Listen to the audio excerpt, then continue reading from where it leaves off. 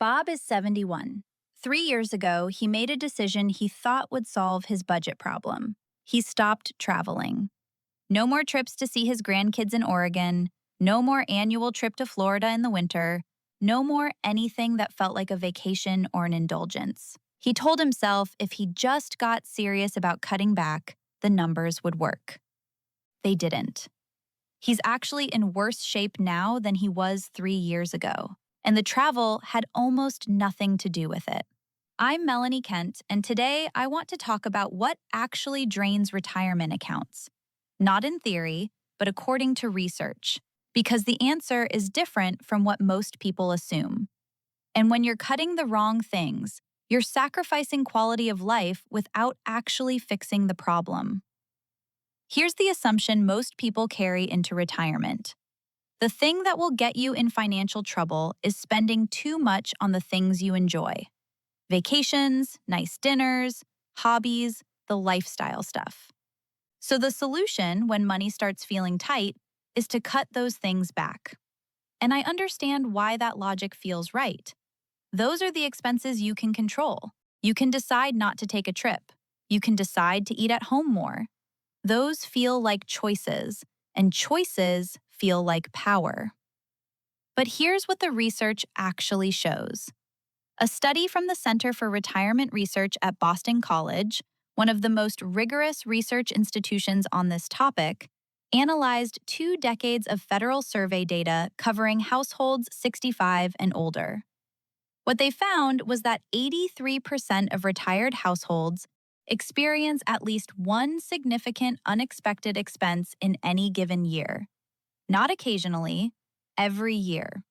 The average cost of those unexpected expenses, smoothed across a year, runs around $6,000 to $7,100 per household.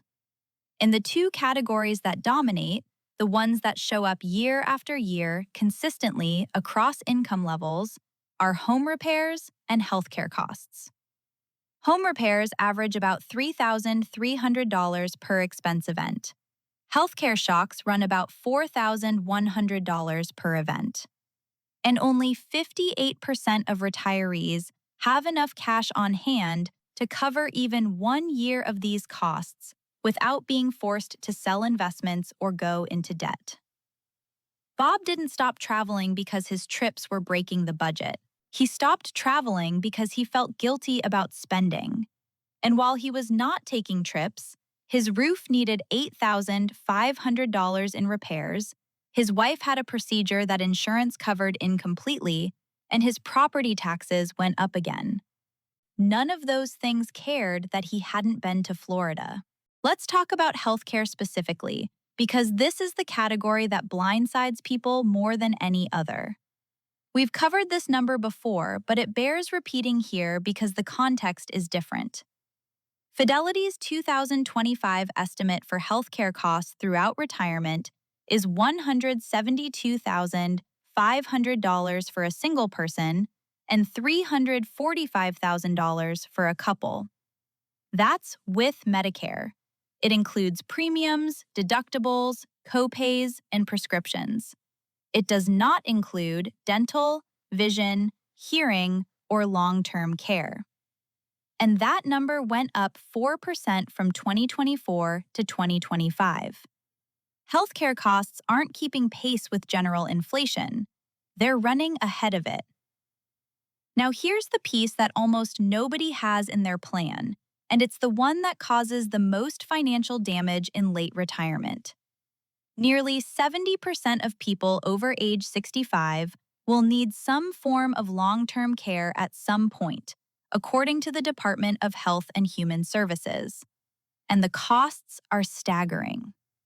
According to CareScout's 2024 data, a semi-private room in a nursing home runs about $111,000 a year. A private room is $127,750. Assisted living averages $70,800 a year. A home health aide, someone who comes to your house, is around $77,800 a year. These aren't rare worst-case scenarios. Nearly 7 in 10 people will need some version of this, and almost no one has it in their retirement plan. When a couple has a combined $400,000 in savings and one of them needs assisted living for 3 years, the math becomes devastating very quickly. $70,800 a year for 3 years is $212,400, more than half their savings, for one expense category they never accounted for. That's not irresponsible. That's a planning gap that the retirement industry has collectively done a terrible job of communicating. The second hidden drain is housing, and not in the way people expect. People hear housing and think mortgage, and yes, carrying a mortgage into retirement is a real burden. But a paid off house comes with its own set of costs that don't disappear and don't stay predictable. Property taxes in most parts of the country have been rising consistently. That's a fixed obligation that grows regardless of your income. Homeowners insurance premiums have increased significantly in recent years, particularly in states with weather related risk. And the house itself ages. Roofs, HVAC systems, water heaters, plumbing, electrical panels, these things have finite lifespans, and the older the house, the more likely multiple systems are approaching the end at once. A 2021 analysis found that more than 11 million older adults were spending at least 30% of their income on housing costs, and that number has continued to rise. That's for housing alone, not including everything else. Bob owns his home outright. He has no mortgage. And he still had $22,000 in home-related expenses in the past 3 years.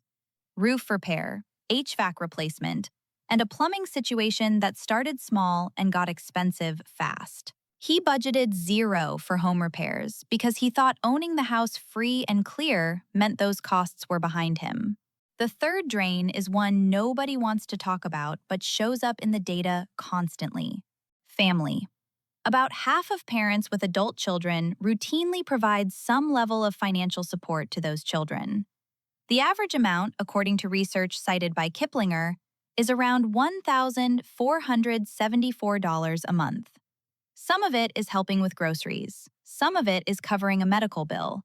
Some of it is helping with a grandchild's expenses, or a child who lost a job, or a child going through a divorce. These are acts of love, not financial mistakes, but they add up to real money that wasn't in any retirement projection. This isn't something most financial plans account for. It doesn't fit neatly into a budget spreadsheet because it doesn't arrive on a schedule. But it is real, it is consistent across income levels, and it is one of the primary reasons people find their retirement accounts lower than they expected. I'm not suggesting you stop helping your family. I'm suggesting you factor the reality of it into your plan rather than being surprised by it every time it happens. So, why do people cut travel and dining when those aren't a problem? Because those feel discretionary, they feel optional. Cutting a vacation is something you can decide to do, and the decision happens once. You can point to it and feel like you've taken action. Healthcare costs don't work that way. You can't decide not to have a health event. Home repairs don't give you a choice. The HVAC fails when it fails. Family needs arrive when they arrive. The expenses that actually drain retirement accounts are mostly the ones that are hardest to say no to and hardest to predict. Cutting the enjoyable stuff gives you the feeling of control without giving you the reality of it. Morningstar's Retirement Research Center ran simulations in 2024 and projected that about 45% of Americans who retire at 65 are likely to run out of money during retirement. When you dig into why, it's not restaurant bills and trips. It's healthcare trajectory, long-term care exposure, and spending shocks that weren't planned for. So what does actually work? 3 things, and they're less glamorous than a spreadsheet hack, but more honest. Build a specific healthcare and home repair buffer and treat it as untouchable except for those categories. Not an emergency fund in the general sense, a dedicated pool for the known to be unknown costs that research shows will arrive. The Boston College research suggests having at least one full year of unexpected expenses accessible in cash.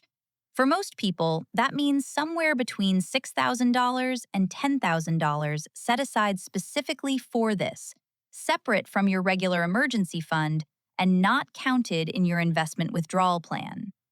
Have an honest conversation about long term care before you need to. The options: long term care insurance, hybrid life/slash LTC products, a dedicated savings allocation, relying on family or Medicaid planning, all have different trade offs. But none of them work if you start the conversation after a diagnosis. The time to look at this is while you're healthy enough to qualify for coverage and have enough assets to make choices. And stop cutting the things that make retirement worth living before you've actually identified where the money is going. Pull your real bank statements and credit card records, not to feel guilty about what you find, but to see what's actually moving the needle. In most cases, it's not what you think. And once you can see it clearly, you can make decisions that are actually targeted instead of just painful. Drop a comment. Has an unexpected home or healthcare expense ever hit your retirement harder than you expected?